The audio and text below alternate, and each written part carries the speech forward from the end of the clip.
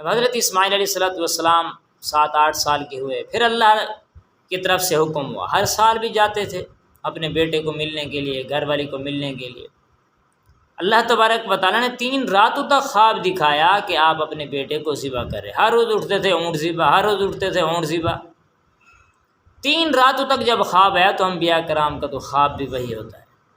آخر چل پڑے کہ اللہ کا حکم یہی ہے، مجھے یہی کرنا پڑے گا۔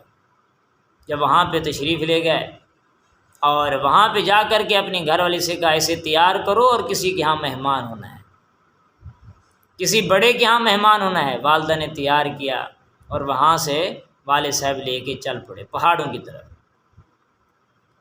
بہرحال مختصر سا عرض کروں گا، شیطان ایک بڑھیا کی شکل میں آیا حضرت حاجرہ کے پاس۔ جنات میں سے جس شکل میں آنا چاہیں آ سکتے ہیں، سام کی شکل بن جاتے ہیں، ہر طرح کے۔ تو بہرحال حضرت حاجرہ سے کہا پتہ ہے کہاں لے کے جا رہے ہیں بیٹے کو؟ کہا بتاؤ کہاں لے کے جا رہے؟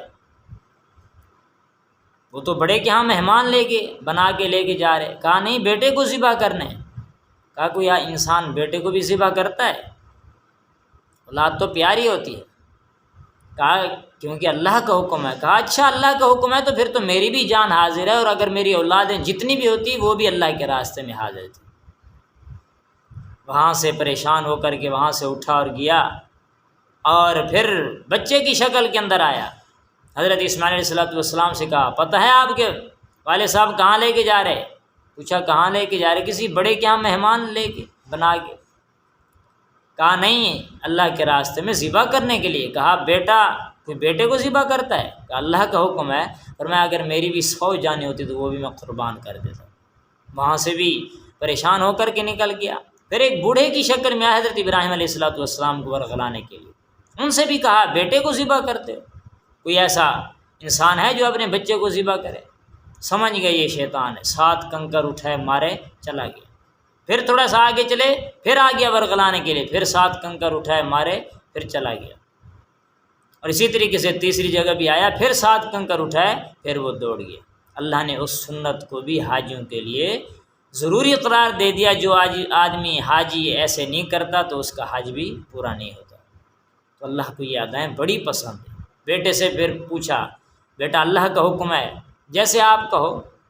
آگے بیٹا بھی سمجھدار، بیٹے کا جواب سنیے، کہنے لگے فرمانے لگے یا ابت افعل، اے میرے ابا جان ما تؤمر، جو آپ کو حکم ہوا آپ کر گزریے۔ ستجدنی انشاءاللہ من الصابرین، انشاءاللہ مجھے صبر کرنے والوں میں سے پائیں۔ اور ساتھ ساتھ تجویزیں دی، آپ میرے ہاتھ باندھیں، میری آنکھیں باندھیں، اپنی آنکھیں باندھیں، مجھے الٹا لٹائیں، کہیں اللہ کے حکم میں تاخیر نہ ہو جائے۔ اور پھر وہی کچھ ہوا، الٹا لٹایا اور اپنی آنکھوں پہ پٹی، اس کی آنکھوں پہ، اس کے ہاتھوں کو باندھا، الٹا لٹایا، اور پھر بھی اللہ اکبر کہہ کے شروع کرنے لگے، بسم اللہ اللہ اکبر کہہ کے۔ جب چھری پھیرتے ہیں تو حلق پہ چھری نہیں چلتی، پریشان ہو جاتے ہیں، خوش نہیں پریشان ہو جاتے ہیں۔ یہ ہے اللہ کے خلیل، یہ ہے اللہ کے دوست۔